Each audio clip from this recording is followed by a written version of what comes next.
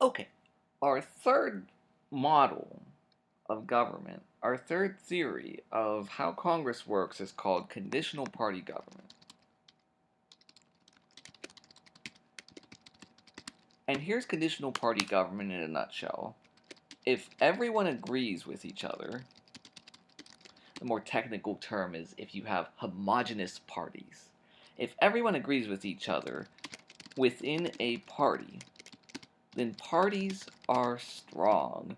In other words, you're gonna get something like that party cartel government, right? Because everybody agrees with each other. Why?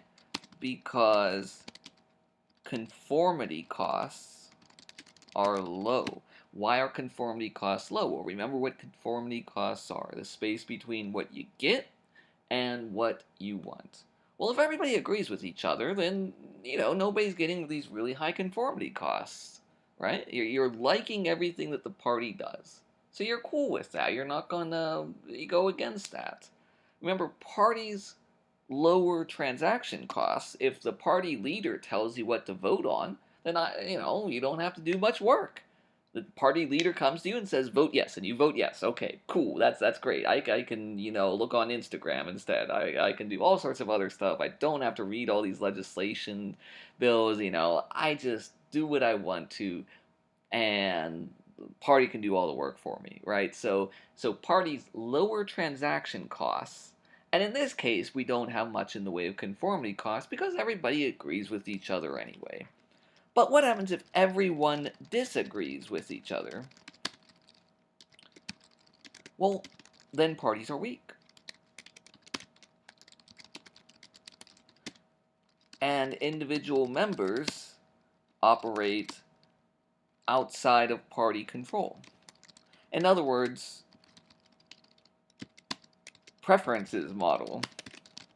So basically, party cartel theory, or I'm sorry, conditional party government says sometimes we get party cartels, sometimes we get preferences model. And if you want to know why, look and see, are people agreeing with each other? Does the party all agree with each other? They're one big happy family? Or is the party really disagreeing? You know? Maybe the party has big disagreements with each other. And here, if everybody disagrees with each other, if they let parties call the shots, I'm going to bold that or caps lock that, high conformity costs. So they'll accept these higher transaction costs in order to lower the conformity costs. Because remember, we tend to say members want to be reelected more than anything. If you're a member of Congress, the number one thing you think about is get me reelected.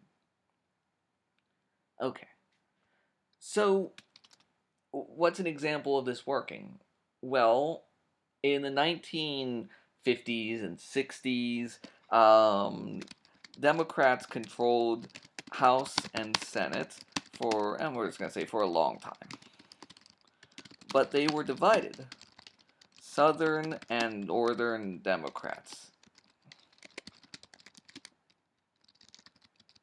They disagreed with each other. What that meant was the party was weak. It was like this. The conformity costs were really high, so they didn't let parties be strong. They operated more like the preferences model. They didn't just go along with the party. Well, in 1994, Newt Gingrich becomes House Majority, or Speaker of the House, rather. It's called the Gingrich Revolution. And it just means, Republicans took like 50 seats or something. There were a lot of seats in the House. Newt becomes the Speaker of the House. They elect a lot of really conservative members. Well, these people all agree with each other. They're all really conservative. Newt's pretty conservative. So they're like, yeah, Newt, all right, do what you want. We agree with you. So just, you call the shots, do it. Because the conformity costs are low. So in 1994, we were in this sort of situation. So it actually explains some stuff in history. I think that this model, is pretty useful. Um, and it explains why we had weak parties for a long time.